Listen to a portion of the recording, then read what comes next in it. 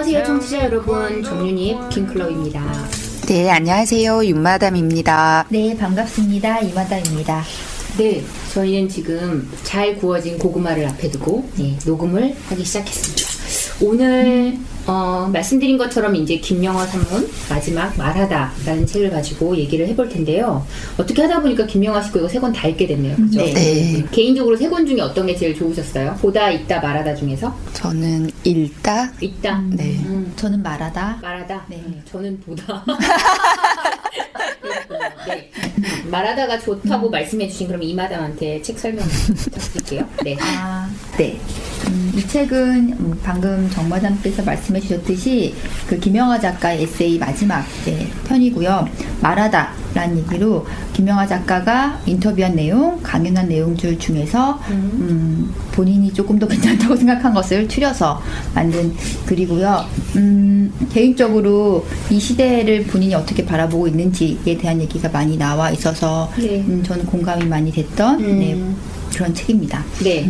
이 책은 임마담님한테 제가 질문을 드리려고 설명을 안 드리는 걸로, 부탁을 안 드리는 걸로, 정말로 왜 글을 쓰는가에 대해서 집요하게 묻고 대답하는 책이에요. 그래서 뭐 김영하 씨는 김영하 씨 나름대로 글을 왜 쓰는지에 대한 답을 쓰신 것 같고, 책 안에서. 근데 윤마담님도 제가 알기로 글을 쓰시는 걸로 아는데, 자주.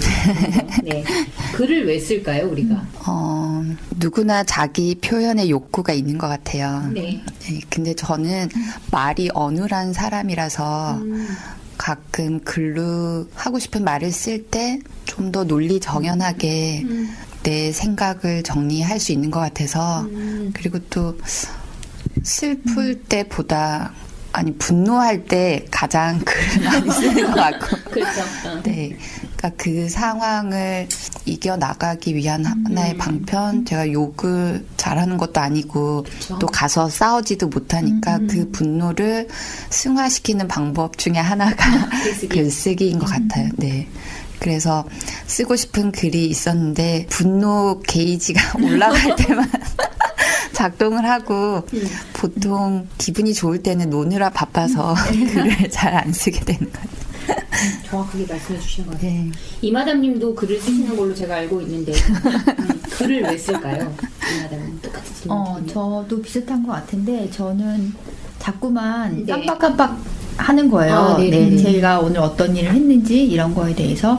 그래서 그거를 기억해내기 위해서, 내가 했던 일을 기억해내기 위해서 지금은 쓰는 것 같고요. 네. 그리고 조금 더 좀 착하게 살고자 하는 욕구가 생겨서, 왜냐하면 어떤 상황에 그 순간적 욱욱할 때가 있거든요. 그런데 그거를 집에 와서 그 글로 써보면, 크게 뭐 별일은 아니었다 이런 게 자꾸 쌓이니까 욱할 일이 좀 줄어들지 않을까 기대감도 있는 것 같아요, 요즘에는. 네. 그렇구나. 김영하 씨는 이제 뭐 사람들이 아주 열악한 상황 혹은 엄혹한 상황에 처해서 글쓰기는 한다라는 걸 가지고 얘기를 쭉 하면서, 뭐 사기 이야기도 하고 사마천 이야기도 하고 분형받았던 뭐 이런 이야기도 하면서 글을 왜 쓰는가를 56페이지에 잘 써놓고 있어요. 네.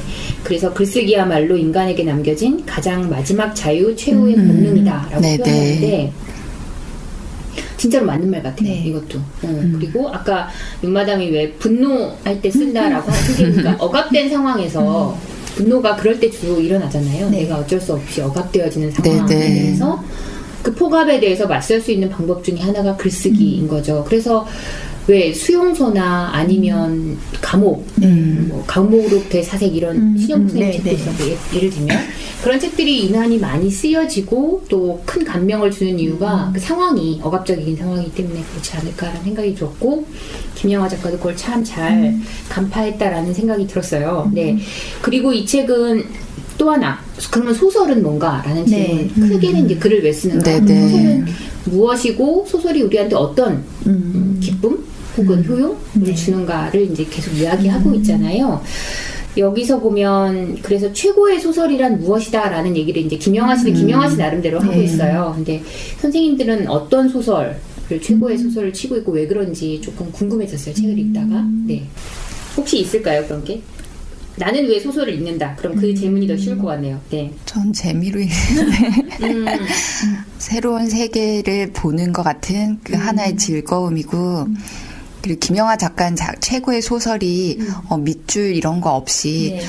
단숨에 내려가고 요약이나 설명도 할 필요가 없는 뭔가 그런 빠져들게 하는 소설이라고 했던 것 같은데 제가 얼마 전에 김영하 작가의 소설이 읽고 싶어져서 네. 살인자의 기억법을 읽었는데 정말 숨을 멈추듯이 급하게 막 읽어 내려갔거든요. 진짜 단숨에 읽는다는 말이 그럴 때 나오는 거 같아요. 네네. 그렇게 읽혀요, 김영하 씨 거. 그런데 즐겁지는 않았어요. 내용이 좀 다르고. 네, 복잡해졌죠. 치매가 사람의 기억과 정신에 미치는 영향이라던가, 이런 연쇄 살인범이 기억이란, 그리고 그 연쇄 살인범한테서도 그 책을 읽는 동안은 연민을 느끼고 그 사람의 어떤 인간적이고 따뜻한 면을 발견하고자 하는 기대가 나도 모르게 있었던 것 같아요. 근데 내가 생각했던 것과는 달리 뭔가 마무리되지 않는 듯 끝나는 그런 것들이, 그러니까 단숨에 읽기는 했지만 그게 최고의 소설이라기보다 제가 생각하는 소설은 좀 여운이 많이 남는 소설, 그리고 사건보다 그 사건 속에서 그 사건을 대하는 인물의 심리 묘사 그런 거에서 좀 감동이라던가 그런 걸 좋아하는 것 같아요. 네. 그런 소설을. 네. 그럴 수 있죠. 예. 근데 그 살인자의 기억법이라는 소설은 워낙 그 주제가 연쇄살인이고 뭐 그러니까 주인공 캐릭터가 그렇게 되어 있으니까 그렇긴 한데 저는 사실은 거기서는 뭔가 세상에서 저질러지는 모든 악을 능가하는 가장 무서운 것이 시간이다라고 발견했기 때문에 인간이 해볼 수 없는 게 있다면 유일하게 시간이잖아요. 어떻게 보면. 근데 그걸 참 잘 부각했던 작품이라고 생각이 들었어요. 네네. 시간이 갖는 의미. 그래서 우리가 이 유한한 시간에서 어떻게 살아야 되는지를 오히려 역으로, 그러니까 살인의 내용이나 이런 것들 그보다는 그 치매라고 하는 게 그런 장치잖아요. 네네. 기억을 잊는다는 것도 시간을 관련된 것들이고, 그래서 그거를 오히려 참 막 그거를 뭐라 그럴까 이렇게 서사적으로 안 쓰고 잘 썼다라는 생각을 했어요. 네네, 굉장히 잘 써서 몰입하게 하는 책. 이렇게는 뭐 그렇지만 그리고 또 하나 몰입의 즐거움을 주는 책이에요. 한번 읽어보시면 아니 물론 무서우셔서 네 그런 생각이 듭니다. 이마담한테 있어서 소설 읽기는 뭘까요? 소설 읽은 지 얼마 안 됐거든요, 정말. 왜냐하면은 저는 소설이 되게 무용한 거라고 생각했기 때문에 재미도 없었고. 그런데 최근에 이 책을 읽으면서 이런 뭐 인문 서적이나 이렇게 에세이도 되게 중요하지만 소설이라는 게 특히 저 같은 사람한테는 되게 중요하다라고 느낀 게 늘 제가 거의 많다는 건 다들 아는 사실이니까 이 김영하 씨도 이 소설을 통해서 내가 경험하지 못한 걸 간접적으로 경험을 하고 그 상황에 대해서 어느 정도 이해할 수 있는 폭도 넓혀지고 이런 것들이라고 하잖아요. 그래서 가급적이면 저도 이 소설을 조금 의도적으로 좀 더 읽어볼까라는 생각이 들고, 개인적으로 가장 재미있게 읽었던 소설은 저는 해리포터를 정말 단숨에 읽었다라는 표현을 할 때는 해리포터. 네, 해리포터 너무너무 재미있게 읽었었거든요. 왜냐하면 저는 그런 상상력이 많이 없는 사람인데 너무 부러운 거예요. 이런 상상력을 가진 사람들, 이런 사람들과 공감할 수 있는 그 사람들, 또 작가, 주인공들, 그래서 너무너무 재미있게 끝까지 읽었던 책입니다. 그 해리포터가 식탁에서 쓰여진 소설로 유명하잖아요. 뭐 저도 논문을 식탁에서 여튼 근데 참 그죠. 그런 것들이 읽으면 즐거움이 많죠. 그죠. 김영하 작가는 아까도 이제 윤마담이 잠깐 얘기했지만 그냥 쑥 읽히는 거, 뭐 밑줄 그을 때도 없을 만큼 쑥 읽히는 소설을 최고의 소설이다라고 얘기하고 있는데 소설만 그런 건 아닌 것 같아요. 사람도 그런 것 같아요. 사람도 왜 자꾸 걸리는 사람이 있고 안 걸리는 사람이 있거든요. 자꾸 뭔가 확인해야 될 사람이 있고 안 그런 사람 있잖아요. 저한테 최고의 사람은 아무것도 안 걸리는 사람이에요. 그러니까 말하자면 그냥 알겠는 거지. 딱 보면 그게 너무 편해요, 사실은. 그 다음에 해파리처럼 투명한. 그 다음에 내가 그걸 좋아하고 말고는 다음 문제고요. 그쵸. 몰입하는데 방해가 없는 사람이 좋아요. 근데 뭔가 그러니까 이렇게 말하면 소설도 그렇고 사람도 그렇고 음흉하다라는 것들이 있거든요. 음흉한 느낌을 갖는 것들이 싫은 것 같아요. 네, 저도. 굉장히 복잡하게 트릭을 쓰고 막 알아내야 되고 이런 게 싫은 거죠. 그죠? 그러니까 자꾸 단순한 게 그런 것 같아요. 근데 이마담님이 왜 무용한 것 같아서 나는 소설을 읽지 않았어요. 그런 말씀들 많이 주위에도 들어요. 우리가 얼마나 효용이라는 거에 대해서 그러니까요. 길들여져 있으면 네. 그죠? 그런 즐거움도 유용과 효용을 이제 뭔가 그런 것들 막 나누는데 사실 재미는 대부분 무용한 것들에 있어요. 그쵸. 네. 그런 무용한 것들이 쌓여서 사람을 진짜 유하게 하는 것 같다는 그럼요. 생각을 요즘 정말 많이 하거든요.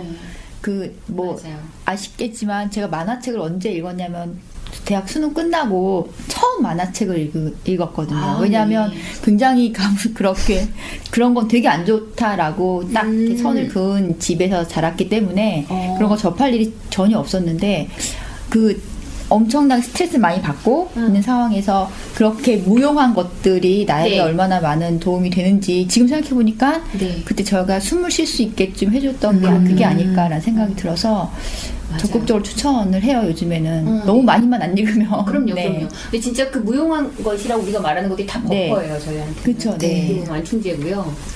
그리고 사실 얼굴도 그렇잖아요. 눈, 코, 입 기능적으로 누가 문제가 있는데 네. 이게 뚫려 있으면 다 되는 건데 우리는 왜 무용한 아름다움에 대해서 집착하냐면 네. 그런 즐거움들이 있기 때문인 것처럼 소설 읽기를 좀 많이 했으면 좋겠다라는 네. 생각이 이 책을 읽으면서도 들었고요. 네, 네. 네, 그렇습니다. 최고의 소설이 뭔지는 제가 안 물어볼게요. 그거는 굉장히 뭐라 그럴까 슬픈 질문인 것 같아서 그렇죠.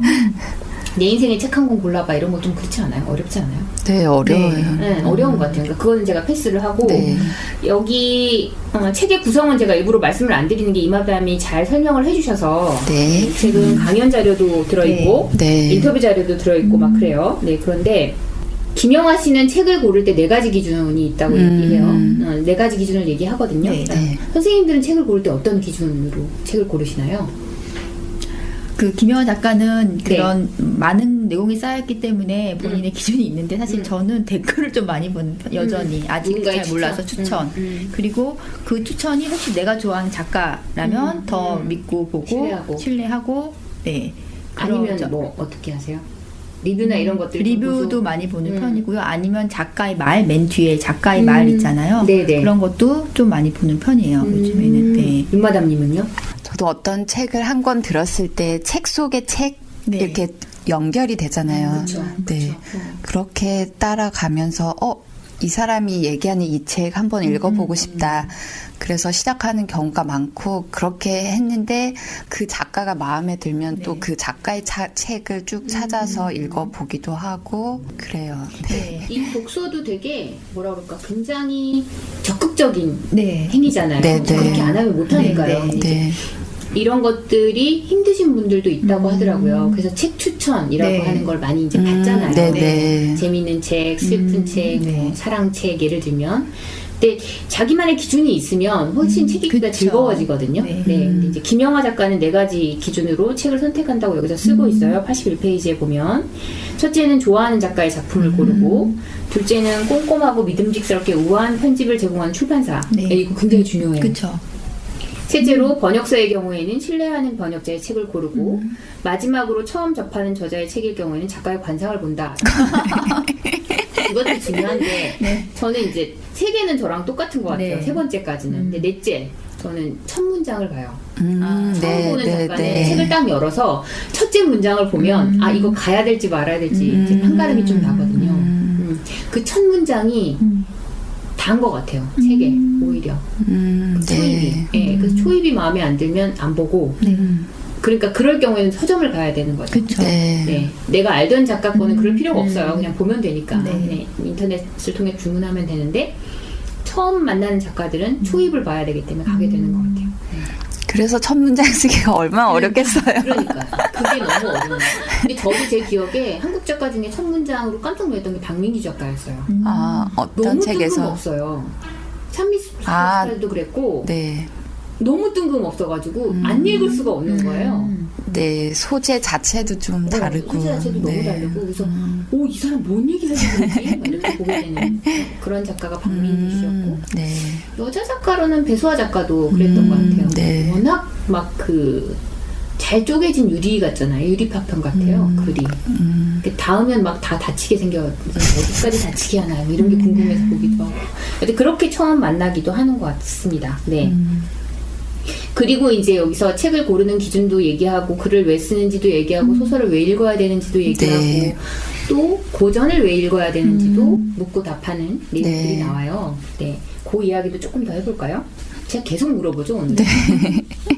이 책은 주로 김영하 씨 강연이나 이런 것들이 많아서 네. 내가 이걸 요약해드리긴 좀 네. 한것 같고요. 네. 사실 김영하 씨는 그- 이렇게 생각하고 우리는 이런 느낌이었다를 얘기하면 좋을 것 같아요. 네. 그 세 권의 책의 종합판인 것 같아요.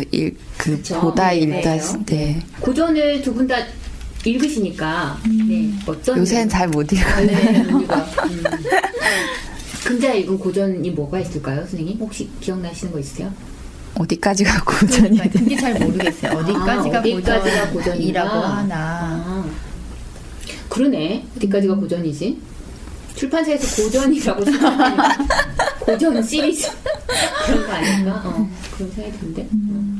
제가 지난번에 그 괴테 전문 베르텔의 슬픔을 보고 사랑에 대해서 많은 그 환상 앞졌다고 말씀드렸는데요. 그래서 네. 집에서 찾아봤어요. 그 책이 있나? 있더라고요. 옛날에 책이. 다시 한번 읽어보고 싶다는 생각이 들어. 그때랑 지금은 또 어떤 느낌일지 더 뭐 실망할 수 있겠고 아니면은 너무 시시할 수도 있을 것 같다는 생각도 들고. 있어요. 네. 그래서 여기도 말했지만 고전은 읽어본 것 같기도 하지만 어떻게 보면 안 읽은 거고 다시 또 읽어봐야 되고 뭐 이런 네, 거가 네. 아닐까 싶어서 네. 이제 많이 읽진 않았지만 예전에 읽었던 고전을 다시 읽어보고 싶다는 생각이 좀 들었어요. 저번 베르텔 슬픔도 그렇고 네. 죄와벌도 거의 억지로 읽었던 것 같거든요. 너무 길고 너무 어렵고 너무 음침하고 막 이런 느낌이 맞아요. 있어서 근데 네. 지금 보면 또 다르지 않을까? 뭐 이런 생각도 가끔 들어서 네. 그 두 권은 네, 다시 읽어보고 싶은. 네, 다시 읽어보고 싶은 고전 중에 하나예요. 죄와 벌은 네. 주제가 아주 명징하죠. 소설치고는.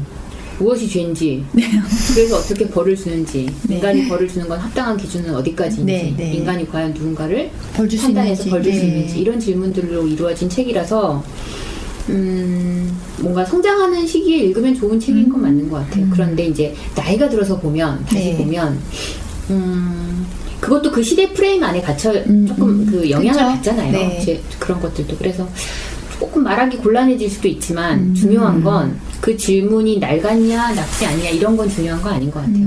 그때그때 내가 어떻게 대답할 수 있는 사람으로 네, 변해 네. 있는가를 네. 확인하는 거죠. 고전을 보면서 네. 아 나는 그때는 그렇게 대답했지만 지금 내가 그로부터 한 20년을 더 사니까 이런 식으로도 세상을 보더라 네. 라고 하는 걸 스스로 정리할 수 있는 굉장히 좋은 매개인 것 같아요. 고전이. 네네. 어떤 친구들은 그 낡은 질문에 우리가 대답해야 돼 낡지 않아요. 인간의 존재에 대해서 묻는 게 뭐가 낡아요? 네. 인간이 풀어야 할 숙제인데. 네. 그러니까 고전은 그런 맥락에서도 있는 것 같죠. 그런데 눈마담님이 저번에도 한번 얘기해 주셨지만 고전 읽다 보면 불편한 것들이 아마 우리가 여성이어서 그런 그쵸. 것도 있을 거예요. 네. 여성이 처해 있는 위치 뭐 이런 것들이 딱히 그렇게 막 예쁘게 보이지 않잖아요. 네. 그런 것만 조금 스킵하면 고전은 아주 오래된 질문을 내가 이제 다시 답하는 그런 자세로 돌아가게 해주는 아주 좋은 매개인 것 같습니다. 몇 가지 질문들이 더 있는데 그건 뒤에 조금 더 여쭤보기로 하고요. 챕터로는 어떤 챕터가 제일 재밌게 읽으셨어요? 이게 네 개로 나뉘어져 있잖아요. 네 개로 나뉘어져 있는데 내면을 지켜라, 예술가로 살아라, 엉뚱한 곳에 도착하라, 기억 없이 기억하라 이렇게 네 개의 이야기로 나뉘어져 있는데 네. 어떤 챕터가 가장 재미있던가요? 이 책이 유난히 재미있었던 우리 이만함님 세 권 중에서 저는 첫 번째 내면을 지켜라. 왜 그런지 알겠습니다. 네. 두 번째 비관적 현실주의자와 감성 근육 이런 말이 나오는데요. 네. 뭐 강연했던 네, 맞아요. 말인데 이게 작가여서 가능한 작가라는 특수한 직업, 작가 되게 특수한 직업 중에 하나거든요. 본인이 사색하는 시간도 많이 필요하고 대외적으로 많은 사람들 만나는 직업은 아니니까요. 그런 분에게는 그런 분이 부러웠던 거죠. 책을 읽으면서. 그러니까 비관적인 현실주의자라는 게 이제 여러 차례 우리나라의 지금 사건들 보면서도 막 그게 필요하다. 근데 그러기 위해서는 나는 어떤 노력을 해야 되지라는 생각도 들고 여기 보시면 또 개인주의적 우리나라는 너무 공동체인가요? 진정한 또 공동체도 아닌 것 같은데 어디 소속되어 있어야 되고 개인주의 있는 걸 되게 불안해하고 이런 상황인데 정말 개인주의적인 성향들도 다 갖고 있어야 되는데 너무 지금 우리가 다 교집합 안에 들어가 있어야 되지 않나 개인주의로 막 주장하고 싶지만 전혀 개인주의가 될 수 없는 상황에 다시 한번 네, 우울하고 이런 상황이어서 엄청 감정이입하면서 읽었어요. 이 챕터는. 네. 제가 한국 사회에서 태어나서 한국 사회에서밖에 안 자라봤기 때문에 네. 다른 사회가 어떻게 관계 맺기를 하는지 정확하게 몰라요. 네. 제가 외국 사람을 만나본들 아주 의례적인 만남이기 때문에 뭐 관계 맺기에 대해서 알 길이 없죠. 네. 없는데 복잡하게 얽혀있는 관계들이 많은 건 사실이죠. 한국 사회가 어떤 네. 식으로든지 뭐 가족 내도 그렇고 뭐 학교 내도 그렇고 뭐 직장 내도 그렇고 그죠? 또래 집단 안에서도 심지어는 그렇게 네. 되니까요. 근데 김영하 씨가 말하는 여기서 개인주의는 네. 어떻게 보면 뭐 공동체로부터 어떻게 이런 의미보다는 그 전 단계를 더 강조해서 얘기하는 것 같아요. 그러니까 내가 남과 다르게 생각할 줄 알고 네. 내 내면이 강건해져서 네. 나 혼자 서도 되는 것, 네. 될 수 있는 것. 그게 되지 않고 어떻게 관계를 물리치고 하는 건 불가능한 거잖아요. 그쵸. 네, 불가능해요. 왜냐하면 겁이 나서. 네. 관계 안에서 이탈되는 두려움은 크거든요. 왜 아이들 엄마 없으면 막 불안해하잖아요. 네, 네. 어렸을 때 관계 안에서 이탈되고 막 이러면 성인이 돼도 똑같거든요. 우리가. 그러니까 나는 왜 공동체 안에서 고통스러운데 공동체 밖으로 그게 공동체라고 한다면 네. 못 나가나라는 질문을 바꾸면 아직도 나는 나약하다라는 걸 인정해야 되는 거죠. 네. 그러면 어떻게 하면 나는 강해질 네. 수 있나를 네. 이제 알면 되는 거예요. 네. 오히려. 그래서 그 질문을 가장 많이 하고 있는 것 같아요. 지금 이마담님 네. 눈빛에도 그게 가장 네. 가득해요. 나는 어떻게, 그러니까 내가 어떻게 홀로서기를 할 것인가는 강해져야 되니까요. 네. 내가 설 수 있어야 되니까. 자립이라는 건 자기 힘으로 쓰는 거잖아요. 그러니까 그럼 내가 어떻게 자립할 수 있지? 근데 이거는 경제적인 여건만 해결된다고 해서 되는 건 아니에요. 네. 네. 자기 내면이 강건해져야 되고 이제 김영하 씨는 작가니까 그거를 네. 글쓰기, 글 읽기, 그것도 좋은 글 읽기를 네.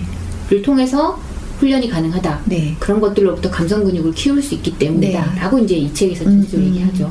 근데 이제 만약에 이 사람 말이 정말 맞다면, 네. 맞다고 가정을 하면, 이마담님이 소설을 안 읽어온 시간이 너무 길지 않았나. 그래서 다른 근육은 잘 발달되어 있는데, 감성 근육 부분이 네, 약하다 네. 보니까 오히려 밖에서 보기엔 되게 강한 사람처럼 보이지만, 다치기 쉽고, 네. 다치기 쉽고, 혼자서 그거를 극복해내는 것도 쉽지 않을 수 있어요.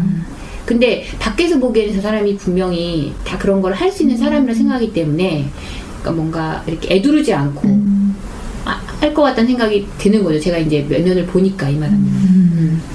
그러니까 저 정도의 저 사람이 뭐 그럴 사람이 아니야지만 사실 그럴 수 있거든요. 감성적으로 단단하지 못하면. 근데 그런 훈련이 안 되면 안 단단해요. 네. 당연히 그래요. 그건. 근데 예를 들면 윤마담님은 약간 반대인 것 같아요. 오히려 어떻게 이렇게 반대? 겉으로 보기에는 뭐 이렇게 쉽게 상처받기도 하고 막 이럴 것 같은데 실제로 안 그래요. 왜냐하면 저 사람 자기만의 즐거움을 하는 방식과 하는 그러니까, 방식을 예. 이미 잘 깨닫고 있거든요. 그러니까요. 그래서 아니, 상처 잘 받는데. 잘 잊어버리죠 그 대신. 네. 그래서 진짜 몸과 마음의 근육을 다 키워야 돼요. 네. 뇌의 근육도 키워야 그쵸, 되고 네. 마음의 근육도 키워야 되고 몸의 근육도 키워야 되고 근데 그 훈련을 하는 아주 좋은 방식 중에 하나가 굉장히 좋은 독서 습관인 거죠. 그러니까 네. 아이들이 책을 많이 읽어야 되는 이유는 그렇기 때문이에요. 네. 근데 왜 저렇게 개인주의라고 하는 거에 몰입했을까라는 이제 전반적인 저희끼리는 상황을 아니까요. 네. 마음이 아프기도 하고 그렇지만 해낼 수 있다. 지금부터라도 하시면 이라는 위로의 네. 말씀을 드립니다. 네. 윤마담님은 어느 챕터가 제일 재밌으셨어요? 네. 저는 2부 예술가로 살아라. 아 예술가로 살아. 딱 네. 본인한테 맞나? 네. 아, 근데 저희가 주로 하는 걸 보면 소비하는 스타일, 그러니까 뭐 생산적인 일은 아무것도 하지 않고 뭐 읽고 보고 쓰고 사고 읽고 쓰고는 정말 생산적인 활동이에요. 네. 쓰지는 않고 응. 소비하는 거죠. 다 소비해 버리고 많은. 네, 그런데 이제 김영하 작가는 이제 쓰자. 그리고 쓰자. 그냥 해봐라.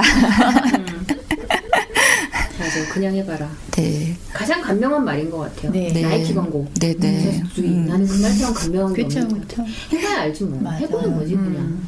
그래서 이 책을 보시면 띠지에 띠지에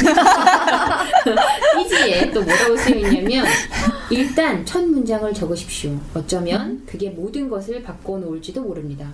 저는 이 말에 100% 동감해요. 네. 일단 첫 문장을 적는 행위까지가 너무 힘들어서 그렇죠, 그죠? 이게 다 바꿔놓을지도 모르죠. 아, 예술가로 살아라 이 부분이 마음에 드셨구나. 네, 그리고 할머니의 벌집이라는 이야기가 나오잖아요. 네, 네. 그것도 너무 재밌었어요. 그러니까 김영하 작가가 본인의 내면에는 아버지 어머니로부터의 합리주의, 이성적인 합리주의가 있는 반면에 소설가로서의 길을 가게 된 건 어쩌면 벌집을 혼자 나무 막대기로. 네, 나무 막대기로 잡아서 이렇게 소림축구 이런 거 생각하면서 콩프로 그죠? 네, 왠지 불가능한 것을 가능하게 하고 그리고 벌집을 통째 삶아 먹으면 네. 건강해질 거라는 그 믿음 그런 것들이 사람 좀 모순되기는 하지만 그런 것들이 또 사람들 살아가게 하는 원동력이 되기도 하는 것 같고 네. 그 재밌었어요 그 얘기. 네. 네. 그 저희 외할머니가 굉장히 특이하신 분이세요. 굉장히 특이하셨던 분이고, 그러니까 저희 엄마는 제가 외할머니 닮았다고 그러고 저희 아버지는 제가 친할아버지 닮았다고 그러고 굉장히 특이하세요. 여튼 외할머니가 사셨을 때가 일제 강점기였어요. 네. 그래서 그 당시에 저희 외할머니 목포에 계셨고요. 목포에 계셨기 때문에 거기가 개항지잖아요. 네. 개항지여서 거기 총독 같은 일본 네. 재관이 있었고 그 집에서 우리 할머니가 끌려가서 그 식모를 하셨어요. 이유는 하나예요. 목포 바닥에서 음식을 제일 잘해서. 그래서 네. 그 사모님께서 네. 유모 겸 식모로 데려가서 월급은 줬어요. 월급은 주셨는데 이제 거기 가서 일을 하시게 된 거죠. 그래서 그 굉장히 많은 수탈이 일어난 시기에도 네. 할머니와 엄마들은 다 잘 먹을 수 있었던 거예요. 그 집에 있었기 때문에. 그 집에서 일을 했기 때문에.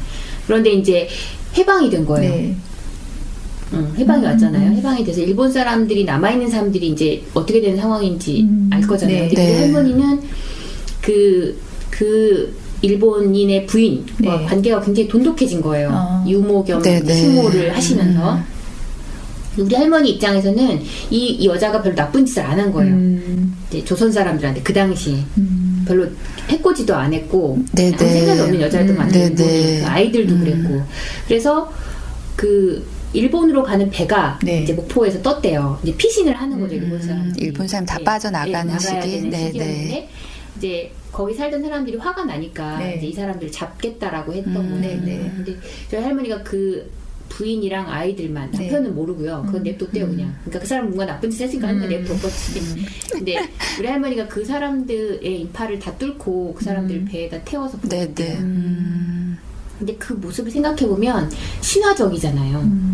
막 분노에 차 있는 동네 네. 사람들을 뚫고 설득을 해서 얘네들은 사실 아무것도 안 했다. 네, 물론 네. 그렇게 말하시는 건 아니겠지만 어쨌든. 근데 가끔 제가 무슨 활동을 하거나 이런 거 네. 하면 우리 엄마는 이제 그걸 잘 맞대는 거지. 할머니의 그런 정의감. 정의감을 닮았다라고 이제 얘기하거든요. 그래서 아 그런가라는 생각을 했던 적이 있어요. 네, 왜냐면 네. 굉장히 무서웠던 상황일 거잖아요. 네, 네, 할머니도 그게. 네. 근데 이제 김영하 씨도 그런 얘기를 하길래 우리는 어디로부터 누군가로부터 뭔가가 다 연관되어 있구나. 꼭 그게 할머니가 아니더라도 네. 그런 생각을 하면서 잠시 저도 그 대목 읽으면서 할머니 생각이 났었어요. 근데 꽤 뭐 할머니가 꽤 나이가 들었을 때 그 일본 부인한테 연락이 왔다고 하더라고요. 아, 네. 근데 저희 할머니는 일본 말을 읽을 줄은 몰라요. 말할 줄은 아시는데 네. 서신이 왔는데 못 읽으셨다고. 아, 그러니까 말만 배우신 거죠. 네. 쓰는 건 안 배우고. 그랬던 그 얘기를 들었던 기억이 나거든요. 근데 그분은 생명의 은인이었겠죠. 우리 할머니가. 아, 그것도 하나의 소설 같아요. 소설 같죠. 네. 근데 근데 이해가 돼요. 그 여자들이 함께 살면서 나누는 네, 네. 식모로 그런, 이제 밥을 네. 해먹었으니까 네. 그러니까 뭔가 그 애틋함이 네. 생겼겠죠. 또 나름의. 네. 근데 충분히 이해되는 거예요. 그게 저는. 네, 저도요. 정치적이고 이런 걸 떠나서 네. 인간과 인간 사이에 맺었을 관계가 이해가 되더라고요. 네. 근데 이제 분노에 있던 다른 사람들한테 물론 그게 안 먹히는 이야기일 수도 있지만 또 그 생각도 났어요. 이걸 보면서. 예. 그리고 김영하 씨도 좀 특별한 것 같아요. 네. 되게 특별한, 그죠? 본인은 안 특별한 척 하면서 얘기를 하는데, 본인이 특별한 기억들도 많은 것 같고, 배경도 사실 이 사람 좀 특별해요. 네. 경영학 하신 네. 분이 생뚱맞게, 그런 것도 좀 그렇고. 그리고 아버지가 군인인데 굉장히 네. 자유로운 사고방식을 가진 영혼이라고 해야 되나? 그러니까 그만큼 김영하 씨가 잘난 거죠, 그냥. 그런 거예요? 그러니까 또 아버지가 믿었겠죠. 그런 것도 있었을 것 같아요. 네. 잘하니까. 아이고, 네가 뭐 굶겠냐 이런 마음이 있지. 근데 지질이 궁상이면 스스로 패서라도 뭘 하지 않을까 하는 생각도 듭니다. 그리고 이 책은 종국에는 그런 거를 물어보는 것 같아요. 인간은 어떤 존재인가? 네. 라고 하는. 그러니까 사실은 되게 질문이 뭐라 그럴까 간명하고요. 꼭 물어야 될 질문을 잘 묻고 있는 것 같아요. 그래서 인간은 어떤 존재인가라고 묻고 거기에 대해서 나는 이런 존재라고 생각한다. 그렇기 때문에 우리는 아까 이마담이 얘기한 것처럼 비관적 현실주의로 그렇지만 윤리는 개인주의라는 윤리를 차용해서 살아야만 한다. 뭐 이런 얘기들을 하고 있어요. 그래서 작가는 여튼 자기 생각을 밝히고 있는데 선생님들은 인간은 어떤 존재라고 생각하시나요? 매우 복잡한 못된 사람. 네, 복잡하게 나쁜 사람. 네, 복잡하게 나쁜 사람.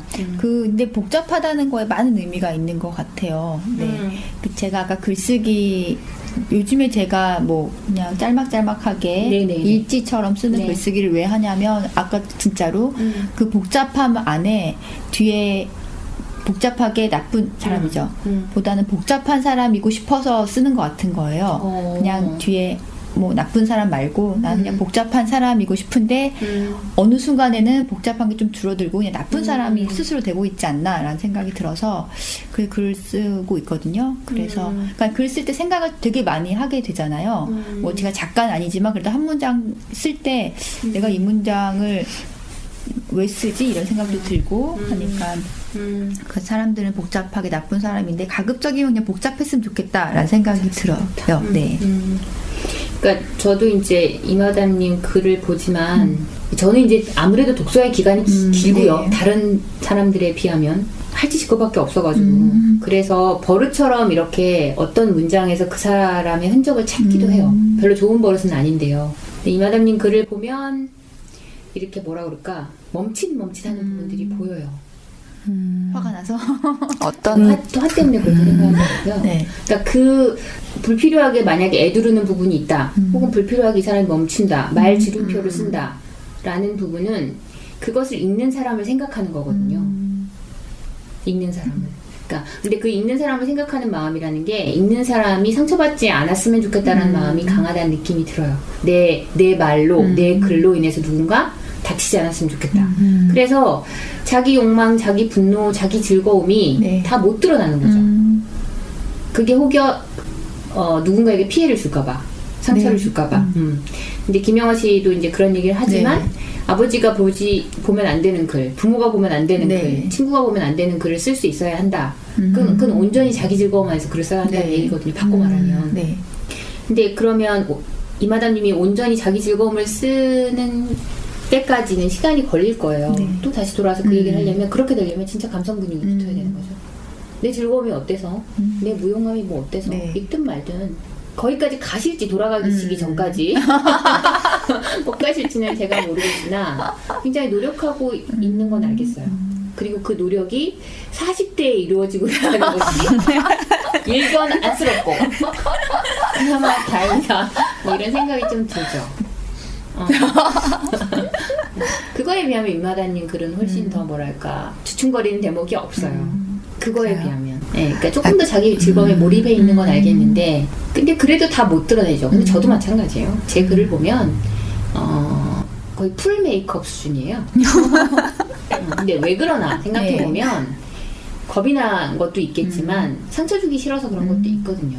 근데 그런 거를 생각하지 않는 즐거움을 쓸 수 있을 정도의 내공과 강인함, 그리고 타자가 나로 인해서 그렇게 상처받지 않을 것이라는 거에 대한 믿음이 있어야 되는 것 같아요. 우리 얼마나 그냥 개별적이고 독립적인 존재인가를 자꾸 인정을 못하니까 네. 내 말에 상처받을 것이야 라고 하는데 네. 안 그럴 수도 있잖아요. 그죠? 그걸 깨닫는 것도 참 힘든 일인 것 같아요. 이마담님은 인간이란 복잡하게 나쁜 혹은 복잡한 존재라고 얘기해 주시고, 임마담님은 인간이란 어떤 존재라고 생각하십니까? 버나드 쇼인가 누가 그랬잖아요. 우물쭈물하던데 이럴 줄 알았다. 묘비명에. 네. 맞아. 제가 그런 것 같아요. 김영하 작가는 낯선 곳에 던져진 존재가 인간이라고 했다면, 저도 내가 여기 왜 태어났지? 왜 살아야 되지? 그냥 그런 거 고민하다 우물쭈물 이렇게 하다 갈 것 같아요. 진짜 명확하게 그게 인간인 것 같아요. 네. 김영하 씨는 지금 말씀해 주신 것처럼 낯선 곳에 던져진 존재가 인간이다. 그러니까 저도 진짜 어리둥절하게 태어났거든요. 내 조건 자체를 내가 만들지 않으니까. 지금 어리둥절하게 태어나서 어리둥절하게 컸어요. 근데 지금 어이없게 늙고 있거든요. 아, 인간은 어리둥절하게 태어나서 어이없게 늙는, 어이없게 죽는 존재구나. 그렇게 따지면 별반 아무것도 없는 거죠. 우리가 막 이렇게 관계 안에서 힘들 것도 없는 거고, 그죠? 물론 살아가는 과정 자체가 뭐 쉽지는 않지만, 그거를 받아들이는 게 매우 중요한 것 같아요. 네, 그래서 김영하 작가가 본인이 글을 쓰는 게 어떤 고전이나 본인이 읽은 것들에 대한 답인 것 같다고. 그래서 사람들이 이렇게 자기가 왜 태어난지 여전히 어리둥절하니까, 그렇지만 삶은 유한하고, 그러니까 자꾸 그 의미를 부여하고 싶어 하는 것 같아요. 그래서 저도 의미를 부여하고 싶은데 잘은 모르겠고, 그러니까 그 매번 낯선 상황에서 내가 어떻게 처신하고 나서 내가 왜 그랬을까, 뭐 되새겨 본다거나, 아니면 그렇게 뭐 처신해놓고 후회하기도 하고, 다음엔 좀 더 다르게 잘 해봐야겠다 다짐도 하고, 네, 그러면서 자꾸 의미를 찾아가는 존재인 것 같아요. 네. 그러니까 이제 우리가 유한하다라고 하는 거를 자각하게 되잖아요. 어느 순간 이제 크면서 유한하다라는 걸 딱 자각하는 순간 나뉘어요, 사람들이. 예를 들면 이마담님 같은 부류는 유한하기 때문에 그 유한한 시간을 매우 경제적으로 실용적으로 1분도 허투루 쓰지 않고 써야겠다라고 다짐을 하고 저렇게 마구잡이로 달려온 40년 이상을 살아내는 사람이 있고, 인간의 시간이 유한하기 때문에 그 시간을 온통 나의 쾌락으로 취해버리라 라고 하면 김영하 씨처럼 되는 거예요. 왜냐면 이 사람의 쾌락은 쓰는 거고 읽는 거잖아요. 그런데 그런데 예를 들면 임마담님과 저는 어정쩡한 사람들인 거죠. 이도 저도. 그러니까 이마담님처럼 살지도 못하고 그런다고 김영하 씨처럼 살지도 못하고 그랬던 사람들이면 이제 결단을 내려야 될 시기가 온 거예요, 선생님. 한쪽에서 발을 빼야 돼요. 저는 오로지 제 즐거움에 몰입하려고 합니다. 네, 그게 맞는 것 같아요. 그리고 이 유한하기 때문에 내가 정말 하고 싶은 것만 하면서 살고 싶다는 생각이 들어요. 네. 그러니까 제가 10대 때 예를 들면 나는 앞으로 10년만 살 수 있어 이런 가정은 오히려 비현실적이었었어요. 가정 자체가. 20살은 넘길 것 같으니까. 현재가 아니니까 19에 절대 안 죽을 것 같더라고요. 그리고 20살에 29까지 살 것 같은 것도 그것도 천재들만 하는 일이니까 아니구나 했었어요. 근데 지금은 10년만 산다는 게 그렇게 이상하게 안 들리는 거예요. 그럴 수도 있다는 가능성이 높아진 나이가 되니까. 그러니까 진짜 10년만 산다고 생각을 하면 내가 즐거운 것만 하고 살고 싶은 거죠. 효율 따위는 필요 없는 거죠, 나한테. 그래서 여러분 다시 공부를 하기로 했어요. 돌이켜보니 공부하는 순간 즐거웠던 것 같아요. 즐겁더라고요. 그래서 그 부수적인 것들이 괴로운 거 말고요. 그 행위 자체가 갖는 즐거움, 텍스트 안에서 뭔가 발견해내는 희열, 그런 것들이 있어서 그래, 그럼 그걸 또 해보자 라는 생각이 들었던 거죠. 되도록이면 제 즐거움에 가깝게 살려고요. 그래서 나를 즐겁게 하고 나와 함께 즐거운 사람들과 살고 그런 행위들을 하고 그리고 그렇지 않은 것들은 좀 점점 배제하는 방식으로 살아야 될 것 같아요. 모든 걸 다 끌어안고는 하루도 행복하지가 않은 거예요. 맞아. 죽겠는 거야. 폭발 일보 직전인 할 것 같아서. 그래서 그런 연습을 우리가 해야 될 것 같아요. 정말로. 근데 저는 10대, 20대 때 제가 40을 넘길 거라는 생각을 못하고 그래서 그렇게 뿔뿔거리면서 세상을 다 보고 죽어야 될 것 같은 강박증처럼 맨날 뿔뿔거리고 새로운 걸 찾아다니고 그랬던 것 같아요. 근데 너무나 건강하게 잘 살고 있어서 지금은 이제 그런 방랑의 욕구보다는 좀 내면을 채우고 싶다는 바람이 생겼죠. 네, 그래서 내가 즐거워하는 거. 그래서 예전엔 돌아다니느라 뭐 읽지 못하고 보지 못했던 것들을 이젠 좀 찬찬히 보고 읽는 시간. 네. 그리고 김영하 작가가 지속 장래 희망이 네. 지속 가능한 소설가라고 계속 네, 네. 소설을 쓰고 싶다고 하는데 네. 저도 지속 가능한 한량이 되고 싶어요. 근데 맞아요. 한량이 되려면 충분한 교양과 그렇죠. 네. 한량 안 나는 거 같아요. 네. 시간과 여력이 그렇죠. 있어야 하기 맞아요. 때문에 네. 한량은 기본적으로 내공이 있어야 돼요. 그러니까 척하면 척해야 되고 동쪽을 보라 하면 동쪽을 볼 줄 알아야 되거든요. 근데 우리가 뭐 한량 이러면 네. 놀고 먹고 두들고를 하는데 네. 그렇지 않아요. 네. 그 즐길 줄 안에서 알아야 그럼요. 되는데 미학을 네. 찾을 수 있어야 되고 놀고 먹고 그냥 두들고만 하는 사람들은 우린 양아치라고 하는데 격이 다르죠. 네. 한량으로 살아가시길 바라고요. 네. 아마 저는 지속 가능한 학습자로 살지 않을까. 네, 그게 내 즐거움입니다. 아니 학자 스타일 맞는 것 아니고요. 같아요. 네. 배우고 익히는 게 그 지적 유의가 네네. 그나마 재밌으면 해야 되는 것 같아요. 네. 그나마 재밌어요. 그 퍼즐들을 맞춰나가는 네. 게. 그래서 이번에는 공부를 다시 하면 좀 더 즐겁게 해볼까 합니다. 네, 화이팅. 네, 그런 생각이 듭니다. 이 책은 뭐라 그럴까요? 자기 질문을 찾기가 참 좋은 책인 것 같아요. 컨텐츠 다 떠나서 우리가 왜 지금 우리가 했던 질문들이 다 그런 거잖아요. 우리가 어떤 존재인지, 왜 인간이라고 하는 이 특별한 존재는, 아니면 이 허무맹랑한 존재는 글을 쓰는지, 글이 뭔지, 읽는 건 뭔지, 그래서 우리는 소설을 뭔지, 왜 읽는지 막 이런 이야기들 다 하고 있어요. 그 이야기에 대해서 김영하 작가는 나름 자기의 뭐라 그럴까요? 의지를 굽히지 않고 얘기 잘 하고 있고요. 마지막으로 이 사람은 소설가니까요. 그래서 소설이 독자한테 무엇을 주나요라는 질문을 되게 많이 받는 것 같아요. 그죠? 네. 이 사람이 소설가니까. 네. 그런데 거기서 대답을 하죠. 주는 게 아무것도 없다. 소설은. 정답인 것 같아. 네, 그렇죠. 정답인 것 같아. 그 대신 겪게 하는 거다. 그게 인생과 닮아있다. 그러니까 그냥 그렇게 겪었으면 좋겠어요. 뭔가 의미를, 그러니까 우리가 뭐가 있을 거야. 퓨어한 뭐가 있을 거야. 그래서 막 본질이 있을 거야.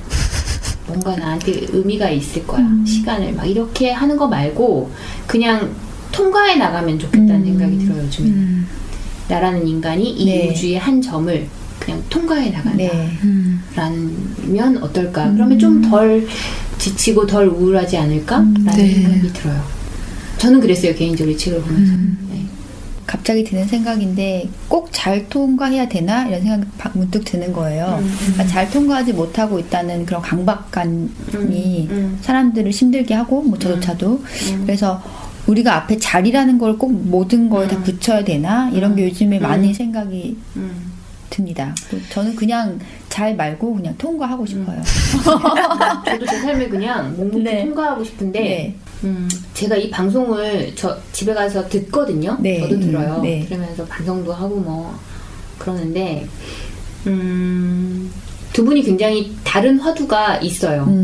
꾸준히 말하는 것들이 네. 있는데 그런 특징들이 있는데 아마 들으시는 분 중에 귀 밝으신 분들은 알아들으셨을 수도 있겠고요. 뭐 못 알아들으셨을 수도 있겠고 근데 잘 통과해야 되나? 잘 해야 되나? 그 잘은 제가 볼 때 이마담님이 스스로한테 붙이는 네. 말이에요. 그거를 떼는 날 네. 당신은 행복해지기. 그러니까요. 네. 그걸 40 넘어서 알았으니 지금. 그러니까 어떻게 해요? 80 넘어 살아야 될 것 같아요. 40 산 게 아까워서. 멋진데? 오늘 들은 각오 중에 가장 멋진데요? 네, 훌륭한 각오입니다.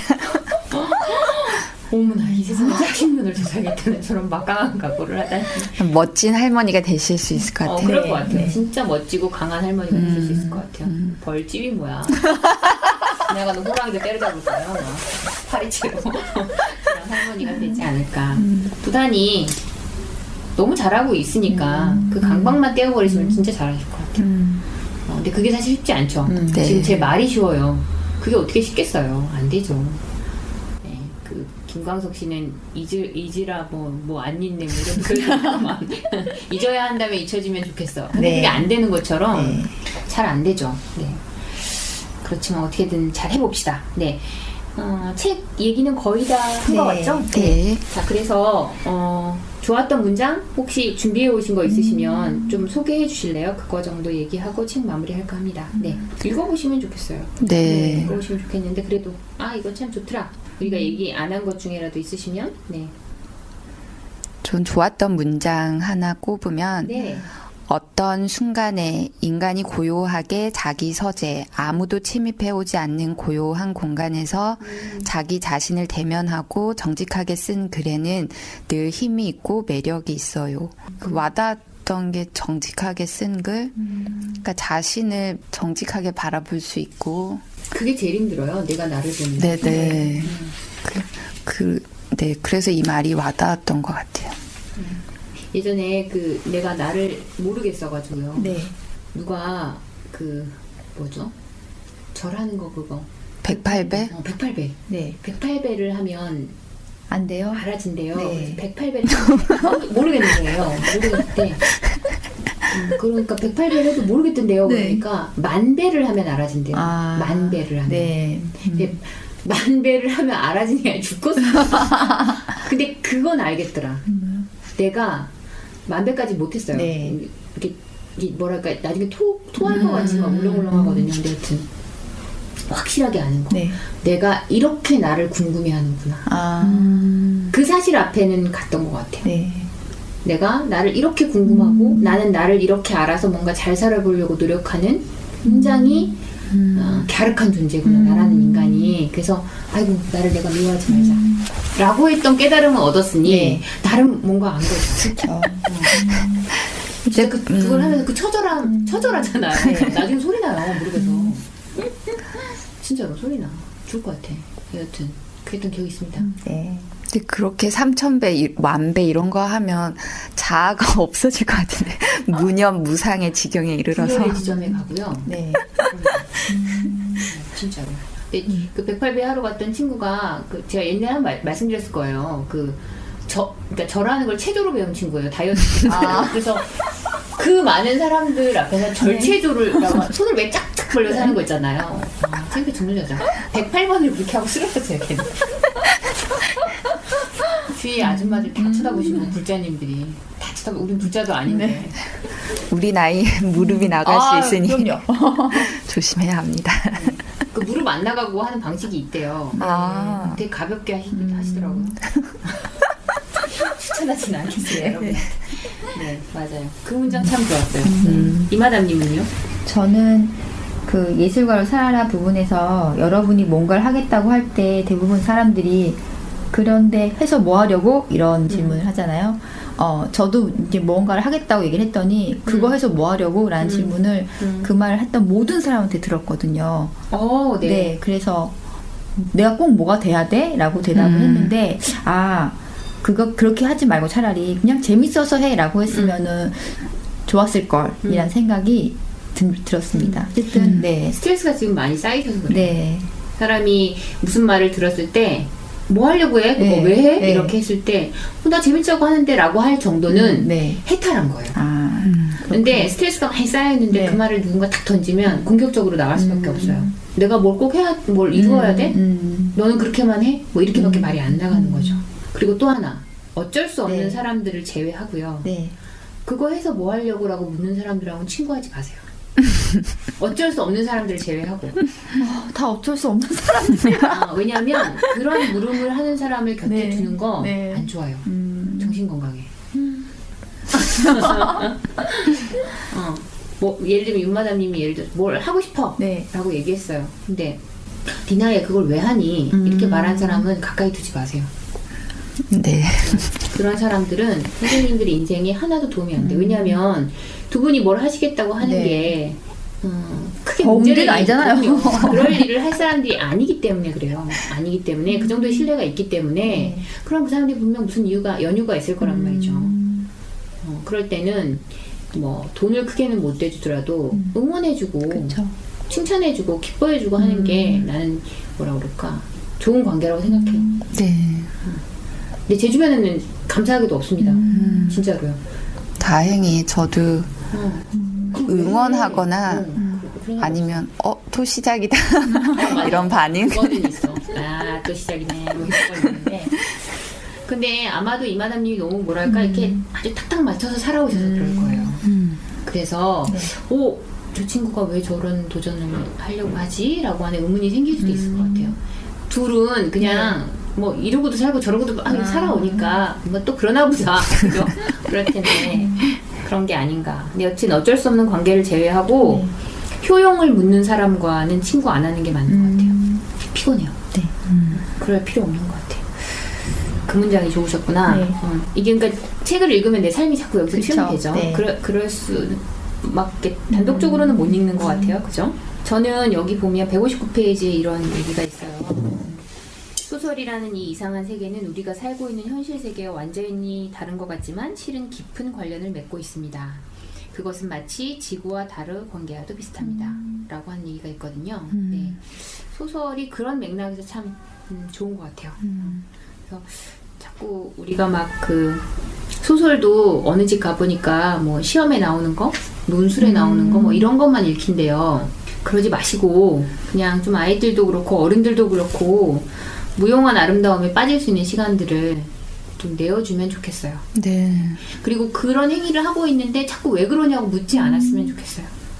그 사람이 그 삶에서 별로 이탈 안 하거든요.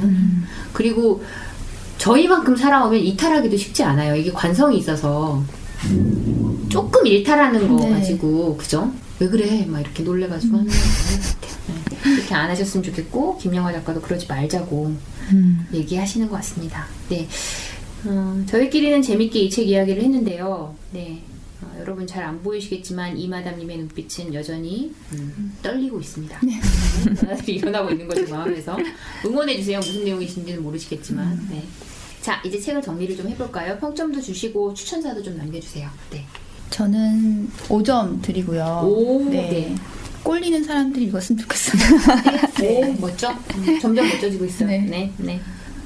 저처럼 어눌한 말솜씨, 말하기에 자신이 없어서 글 한 문장이 좀 더 편안한 사람들에게 추천하고 싶은 추천사는 아니고요. 네.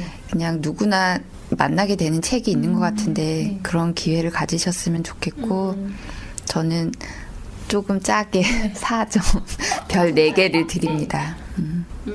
이 책을 보셔도 좋고 안 보셔도 좋고 그렇지만 이렇게 둘러보시면 책 한 권은 어딘가 있을 수도 있잖아요. 네. 네. 그리고 그 책이 소설이라면 그 이상한 세계에 한번 발을 들여나 보시기 바랍니다. 네, 날도 추워지는데 네, 야외 활동도 줄어들 텐데 네, 책을 읽어보면 어떨까. 그리고 김영하 씨가 의외로 이렇게 담백해서 좋은 것 같아요. 네. 읽기 크게 나쁘지 않고요. 확실히 좀 이 정도 나이 또래 작가들은 다른 것 같아요. 예전 네네. 작가들에 비하면. 그래서 별로 거슬리는 것도 없고 해서 한번 읽어보시면 좋겠고 세 권을 같이 읽다 보다 말하다 같이 보시면 이 세 권의 책에서 등장하는 고전들이 있거든요. 네, 네, 네. 그걸 한번 읽어보고 싶은 마음이 쏙 생기기도 해요. 네네. 그럴 때 얼른 한번 읽어보시는 것도 큰 도움이 될 것 같습니다.